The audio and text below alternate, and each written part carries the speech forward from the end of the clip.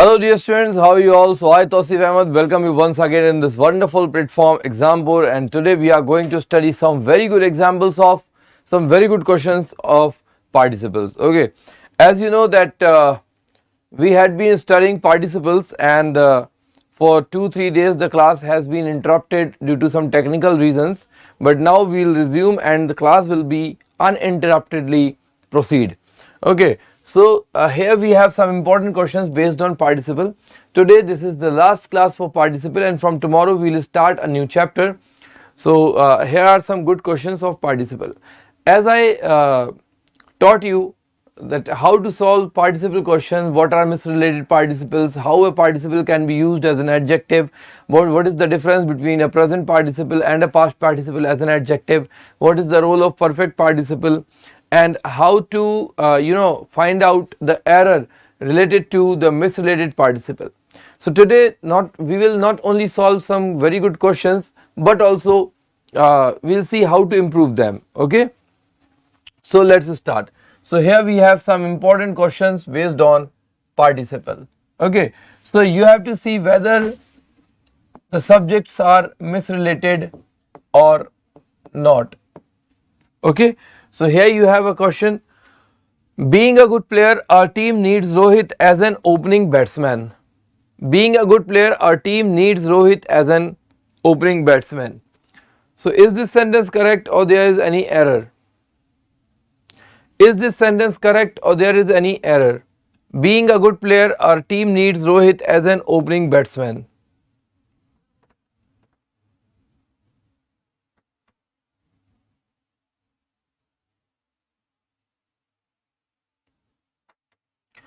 See, this is a sentence where subjects are misrelated. Okay, in this sentence,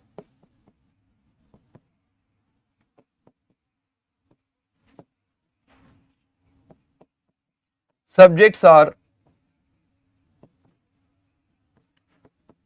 misrelated. In this sentence, subjects are misrelated. How subjects are misrelated? See, while solving a sentence with participle, you just have to keep in mind that the subject of second clause should also be the subject of first clause. Okay, what is the first clause? The participle clause is called the first clause. So being a player is the first clause.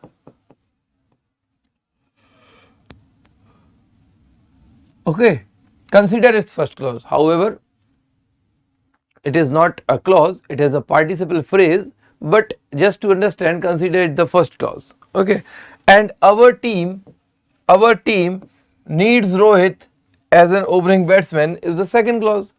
Now when a sentence starts with participle, the subject of second clause must also be the subject of first clause. That means the subject of second clause is our team.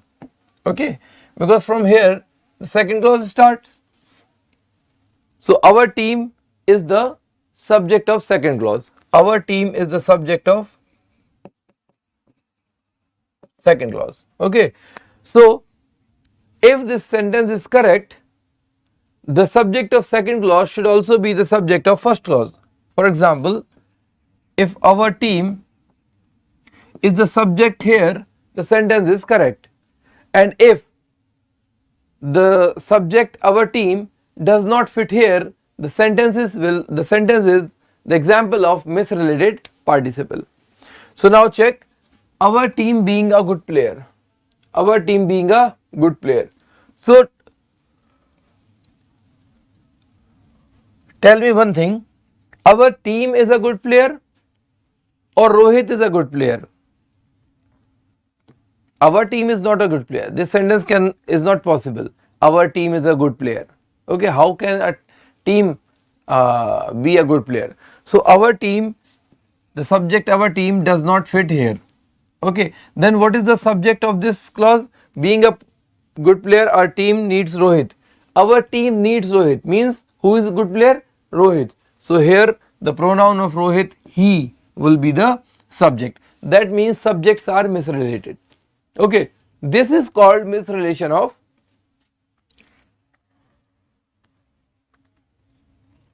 I'm sorry. This is called misrelation of subjects. Misrelation of subject means the subject of second clause does not fit in the first clause. This is called the misrelation of subject. So here, as you can see, the second subject, our team, does not fit here. The subject of first clause is Rohit, that means he. So this is called the misrelation of subject. It means the error lies in the first part.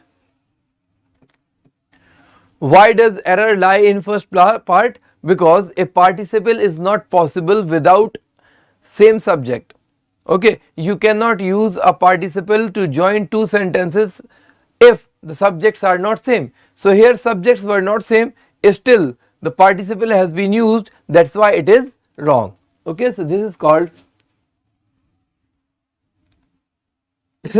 misrelation of participle. Okay.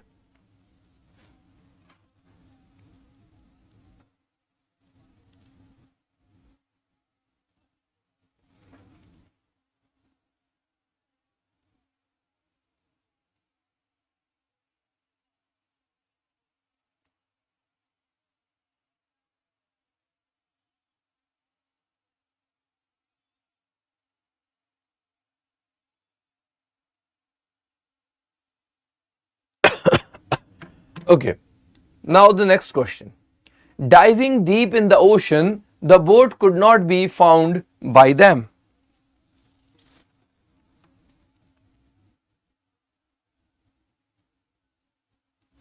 Diving deep in the ocean, the boat could not be found by them. Now,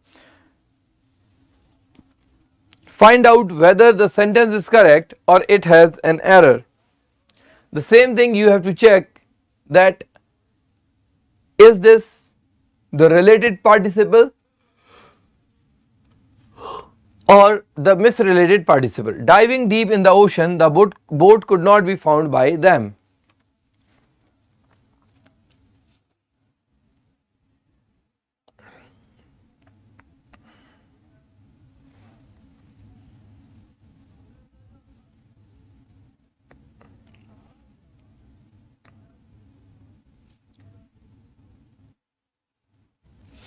Okay, so in this sentence, this is the first clause. Diving in deep in the ocean, this is our first clause, and this is our second clause. Okay, now the subject of second clause is the boat. Subject of second clause is the boat. Okay, and if this sentence is correct, the boat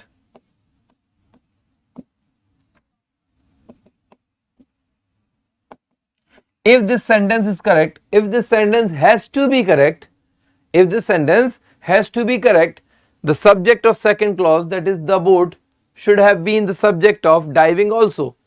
But is the boat subject of diving? No, it can't be, because the boat is not diving deep in the ocean. Boats do not dive. Okay, they float. Divers dive. Okay, na? So the subject of first clause cannot be boat. So what is the subject? They. Because them is the object here. Thus the boat could not be found by them. The boat could not be found by them means they were finding the boat. That means the subject of diving is they. They diving deep in the ocean, the boat could not be found by them. Okay, so again the error lies in the first part, because in this sentence two subjects are misrelated. The subject of second clause is not the subject of first clause. Okay.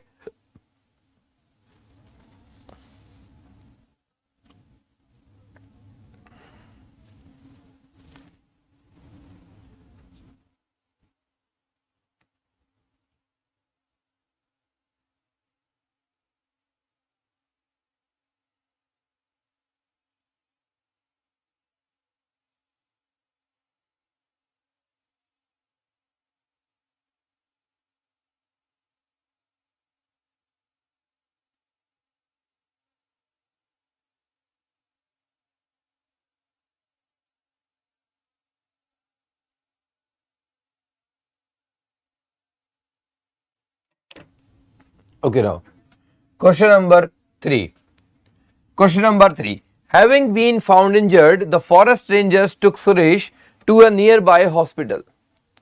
So, see, in the first two sentences, present participle was there. But in this sentence, the third sentence, perfect participle is there. As I have taught you that ing form of verb and object is present participle phrase. Is present participle phrase. And having plus third form plus object is perfect participle phrase.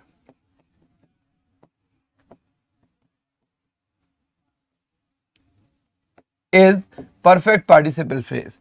So whether the sentence start with present participle or it starts with perfect participles, the subject must be same in both the sentences. Okay, so the rules of misrelated participle apply on both participle whether it is present or perfect. So no matter we have used the perfect participle here, you have to check whether the subject of second clause is the subject of first clause as well or not. Okay, so now check the sentence once.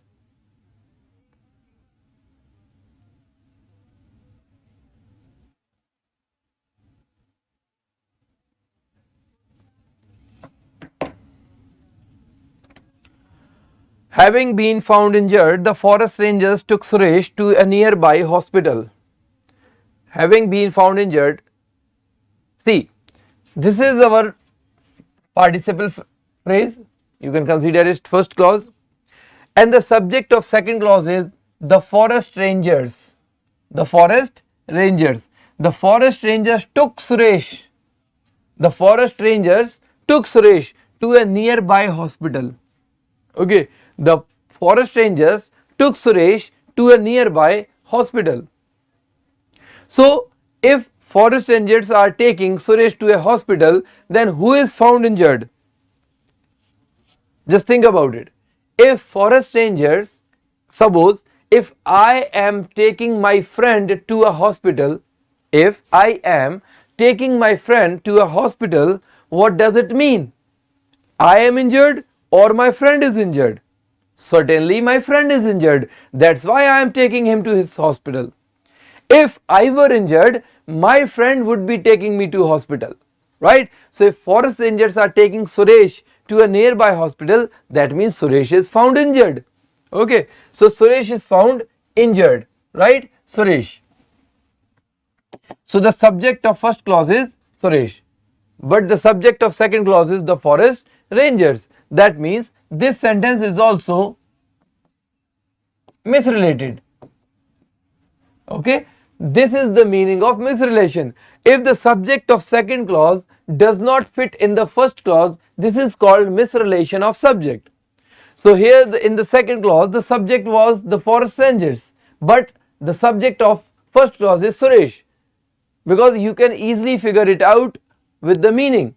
Forest rangers are taking Suresh to a nearby hospital, that means Suresh is found injured. So if the subjects are not same, it is called misrelation, it is called misrelated participle, and so the error is in the first part. Because a participle is not possible without same subjects, and since the subjects are not same here, this is misrelated participle and the error is in first part. Okay, clear?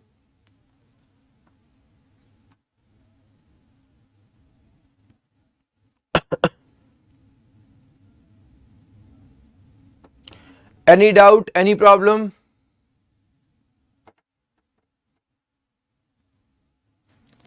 Okay, next one. Flying above the clouds, I could not see the plane.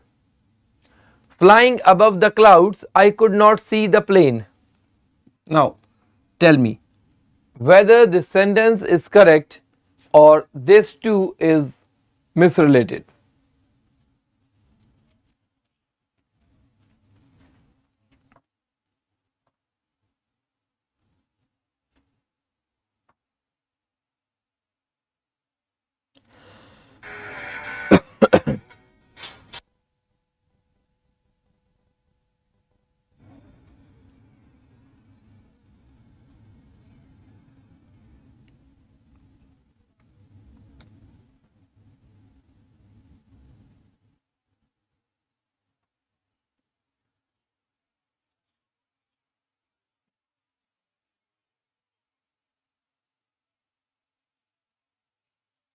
Okay, flying above the clouds,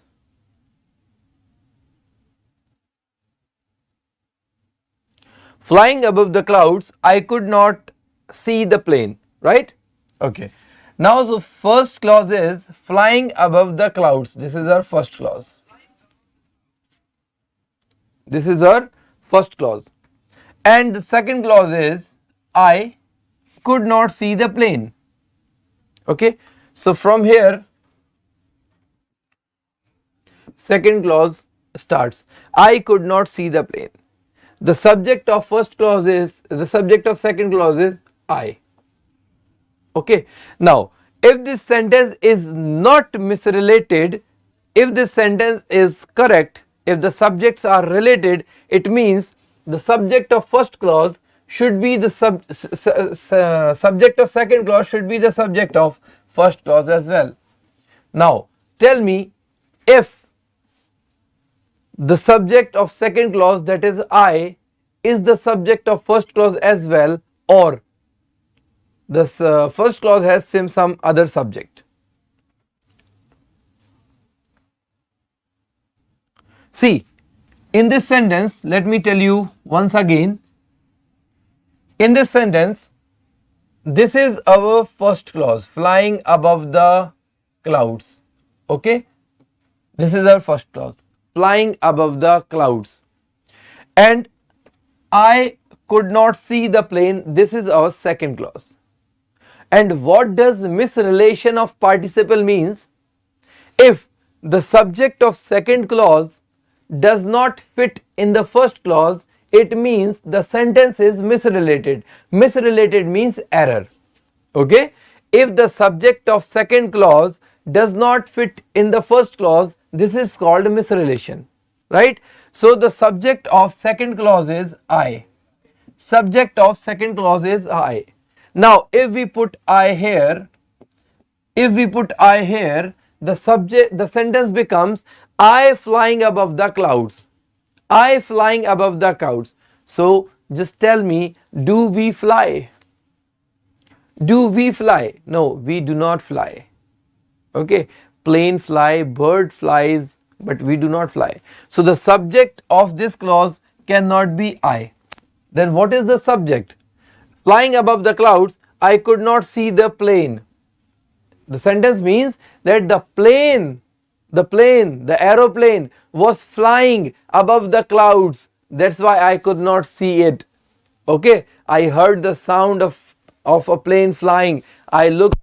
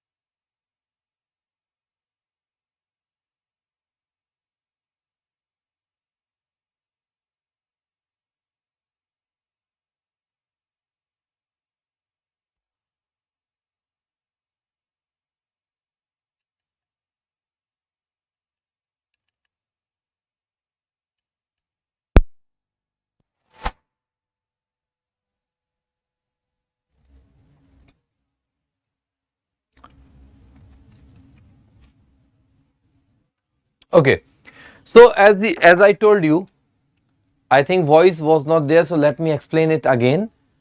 Okay.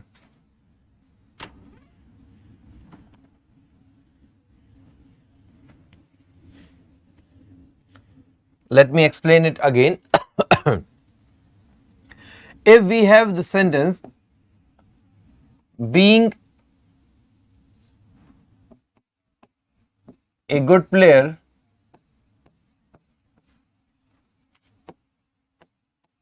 Ravi was selected. Okay, and Ravi being a good player was selected. And the third sentence is Ravi being a good player, he was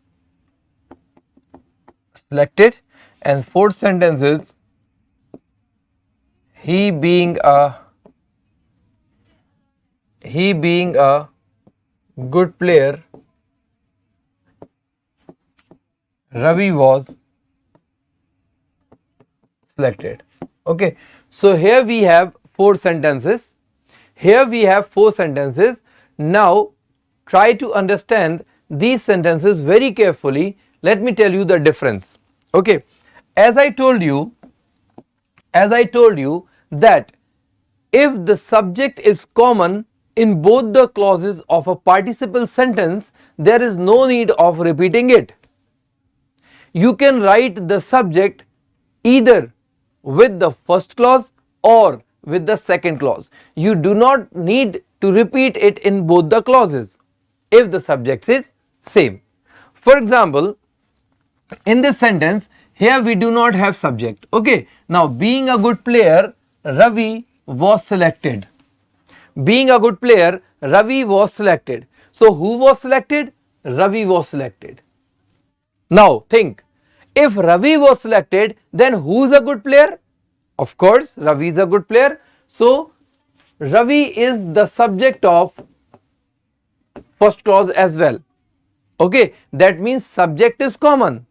Ravi is the subject of first clause and Ravi is the second of second clause as well. Subject is common, and if subject is common, you do not need to repeat it. You can write the subject either with the first clause or with the second clause. So sentence number 1 and 2, in the first sentence subject is in second clause, okay, and in the second sentence subject is in the first clause. So you can write the subject either with the first clause, second clause, or with the first clause, but you cannot repeat it. So both the sentences are absolutely correct. Both the sentences are absolutely correct. There is no change in meaning. The only difference is in the first sentence the subject is with second clause, and in the second sentence subject is with the first clause. So if the subject is common in both the clauses, you can write it in either of the two clauses. Okay, so both the sentences are absolutely correct. But in the second sentence, as you can see, being a good player, he was selected. He was selected. And here Ravi being a good player. So who is good player? Ravi. Who is good player? Ravi. And who was selected? He was selected. That means this he is for Ravi. He and Ravi are same. Ravi is a good player, he is selected, same. Okay, and in the fourth sentence, he being a good player. Who is a good player? Who is a good player? He is a good player. And who is selected? Ravi is selected. That means here he and Ravi are same. So in this sentence, what is wrong? The subject has been repeated. The subject has been repeated. If Ravi is a good player and he is selected, no need to write he. Okay, and in this sentence also the subject has been repeated. Now where is the error? So in this sentence, in third sentence, this is error, and in the first sentence this is error. Okay, this is error. Why? Because you cannot repeat the subject. If you cannot repeat the subject, so you have to remove one subject, and between noun and pronoun you always have to choose noun. You cannot remove noun. If you have an option that you have to remove one subject out of two, you should always remove the pronoun. Noun cannot be repeated. So in this sentence, noun cannot be repeated, pronoun will be removed. And in this sentence also, noun cannot be removed, pronoun should be removed. Okay? Clear?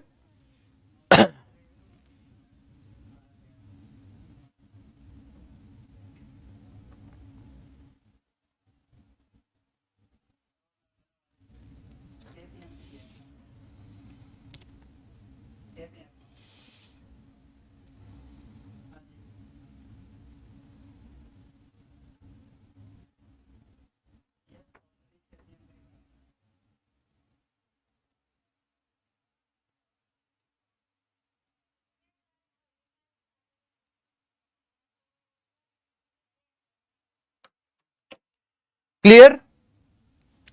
Any doubt, any problem? So this was our sentence. This was our sentence. Ravi being a doctor, he always helps the poor. So Ravi being a doctor, who is a doctor? Ravi is a doctor. And who helps the poor? He helps the poor. So Ravi is a doctor and he always helps the poor. It means he and Ravi are same, and if the subject is same, no need to repeat it. And if the subject is repeated, you have to remove the pronoun. That means in this sentence he is wrong. That means the error is in second part. Error is in second part. Clear? Okay. Now check the next question. He wandering in a lonely street, Rohan fed stray dogs. Now tell me whether this sentence is correct or wrong. He wandering in a lonely street, Rohan fed stray dogs. Is this sentence correct?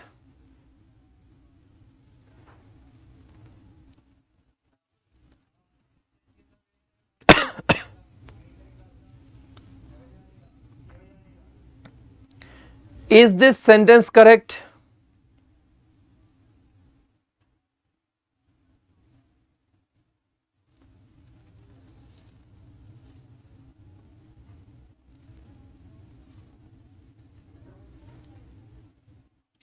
Okay. Jarsha, part 1. Okay. So in this sentence, the subject in first clause is he. The subject in first clause is he. He wandering in a lonely street. And the subject of second clause is Rohan. Rohan fed stray dogs. Who is feeding stray dogs? Rohan is feeding stray dogs. Now who is wandering? Of course Rohan is wandering in a lonely street, because for dogs you cannot write he. If it were dogs wandering in the street, the subject should have been it, because he cannot be the subject of a dog. That means he and Rohan, this is for one person. It means subject has been repeated unnecessarily. If the subject has been repeated unnecessarily, you have to remove one of the subjects. And which subject has to be removed? The pronoun. That means here the use of he is unnecessary. That means the error is in first part. The error is in first part. No, Jarsha, being wandered will be wrong. Okay, there is no meaning of being wandered, right? Because wandering is an intransitive verb. Listen to me carefully. Wandering, wander, W-A-N-D-E-R, wander is an intransitive verb, and intransitive verb cannot be used in passive form. Okay? Being plus third form. This is passive.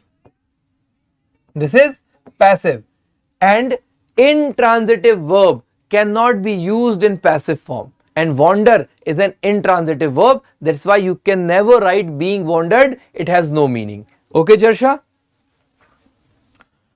Now the next question. Despite being a writer, Ravi writes very good stories.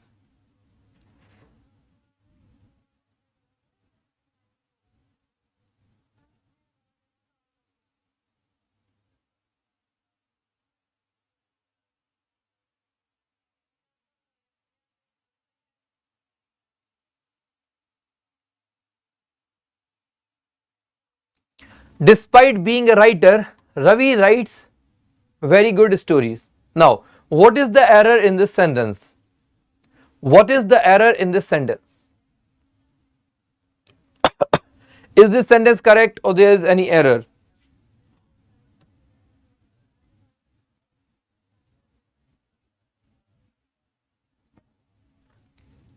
Four. No error. Okay. Listen to me carefully. Despite and in spite of. Despite and in spite of are used only when the clauses are contradictory. Okay, despite and in spite of are used only when the clauses are contradictory, and if clauses are not contradictory, you should not use despite or in spite of. So in this sentence, despite being a writer, Ravi writes very good stories. Now listen to me carefully. If someone is a writer, he will write good stories. Okay, who is a writer? Who is called a writer? Someone who writes good stories is considered a writer. So, being a writer, Ravi writes very good story. Is there any contradiction? Ravi is a writer. And if Ravi is a writer, for sure he will be writing good stories. So there is no contradiction. So in this sentence, despite is wrong. Okay, now let me give you one example. See this. Despite being a writer, Ravi writes good stories. Okay, and check the second sentence. Despite being a writer, Ravi does not write stories. Now what is the difference between these two sentences? In this sentence, being a writer, Ravi writes good stories. So if Ravi is a writer, he is supposed to write good stories. There is no contradiction. If Ravi is a writer, he will write good stories. No contradiction. So in this sentence, use of despite is wrong. But in the second sentence, being a writer, now if someone is a writer, he is supposed to write good stories. Being a writer, Ravi does not write good stories. So in the second sentence, contradiction is there. Ravi is a writer, Ravi is a writer. Still, he is not writing stories. So there is contradiction. In the first sentence, contradiction was not there. Ravi is a writer, he is supposed to write good stories and he is writing. No contradiction at all. But in the second sentence, Ravi is a writer, he is supposed to write good stories. Still, he is not writing stories. Contradiction is there. So if contradiction is there, the use of despite is absolutely correct. So in the first sentence, despite is superfluous, unnecessarily used. But in the second sentence, despite is absolutely correct because contradiction is there between two clauses. Hope you got the answer. Hope you got the concept.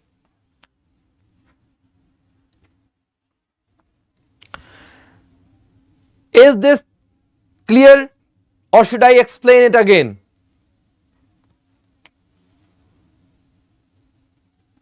So now see, in this sentence, Being a writer, Ravi writes very good stories. No contradiction is there. That's why despite is wrong. Okay. Now, this much for today. Tomorrow, see, I take 2 lectures in a day. First lecture at 8 a.m. every day and the second lecture at 1 p.m. every day.